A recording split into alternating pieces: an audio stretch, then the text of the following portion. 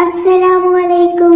ഇന്നത്തെ വീഡിയോ എല്ലാ മടിയന്മാർക്കും വേണ്ടിയിട്ടുള്ളതാണ് കേട്ടോ. ഒരുപാട് പേര് പറയാറുണ്ട് എനിക്ക് മുടങ്ങാതെ നിസ്കരിക്കണം എന്നുണ്ട്, കൃത്യമായി ഖുർആൻ ഓതണം എന്നുണ്ട്, ഒരുപാട് സലാത്ത് എടുക്കണം എന്നുണ്ട്, ഒരുപാട് ദിക്റെടുക്കണം എന്നുണ്ട്, തഹജ്ജുദിനും സുബീക്കൊക്കെ നേരത്തെ എണീറ്റ് നിസ്കരിക്കണം എന്നുണ്ട്. പക്ഷെ ഇതൊന്നും നടക്കണില്ല. എല്ലാത്തിനോടും മടിയാണ്. ഞാൻ എന്താ ചെയ്യേണ്ടത്?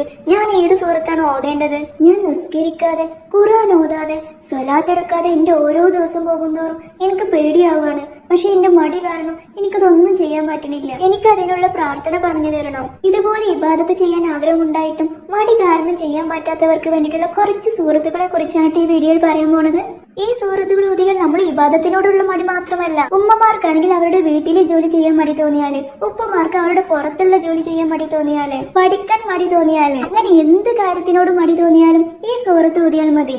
ഈ സൂറത്തുകൾ ഓതിക്കൊണ്ട് നമ്മുടെ മടിയും അലസതയും മാത്രമല്ല നമ്മുടെ ക്ഷീണവും മാറും. പിന്നെ നമ്മൾ എന്തെങ്കിലും കാര്യങ്ങൾ ചെയ്യുമ്പോൾ ഉറക്കം പിടിച്ചിരിക്കുന്ന ഒരു അവസ്ഥയൊക്കെ മാറി നല്ല എനർജറ്റിക് ആവും. നമ്മൾ നല്ല സ്വഭാവമുള്ളവരായി മാറാനും ദീനിയായി നടക്കാനും ഈ സൂറത്തുകൾ സഹായിക്കും. നമ്മൾ നന്നാവാൻ വേണ്ടി മാത്രമല്ല, നമ്മുടെ പ്രിയപ്പെട്ടവരുടെ മടിയും ക്ഷീണവും മോശം വഴിയിലൂടെയുള്ള നടത്തം അവസാനിക്കാനും നിസ്കരിക്കാൻ തോന്നാനും ദീനിയായി നടക്കാൻ തോന്നാനും ഈ സൂറത്ത് ഓതാം.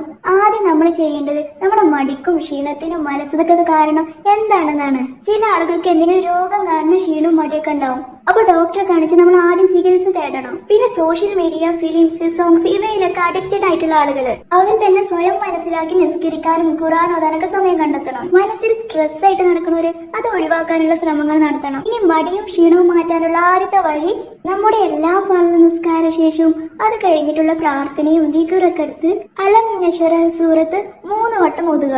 നിസ്കാരമൊക്കെ കഴിഞ്ഞ് ഒരുപാട് കഴിഞ്ഞ് ഓതരുത്. നിസ്കാരത്തിനോട് ചേർന്ന് തന്നെ ഓതാൻ നോക്കണം. ഇനി രണ്ടാമത്തെ മാർഗം സൂറത്തുൽ അംബിയ 3 വട്ടം ഓതുക, അല്ലെങ്കിൽ സൂറത്തുൽ നഹ്ൽ 7 വട്ടം ഓതുക.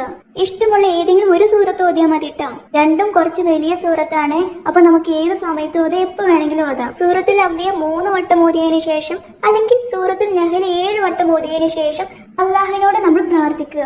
ഇനി മൂന്നാമത്തെ മാർഗം എല്ലാ ഫർദ് നിസ്കാര ശേഷം 17 ആയത്ത് കുർസി 17 ദിവസം തുടർച്ചയായിട്ട് ചെയ്യുക. ഈ പറഞ്ഞ 3 മാർഗത്തിൽ ഏതെങ്കിലും ഒരു മാർഗം നിങ്ങൾ ചെയ്യുകയാണെങ്കിൽ ഇൻഷാ അല്ലാഹ് നമ്മൾ എന്ത് ചെയ്യുമ്പോഴും തോന്നുന്ന മടിയും ക്ഷീണവും ഉറക്ക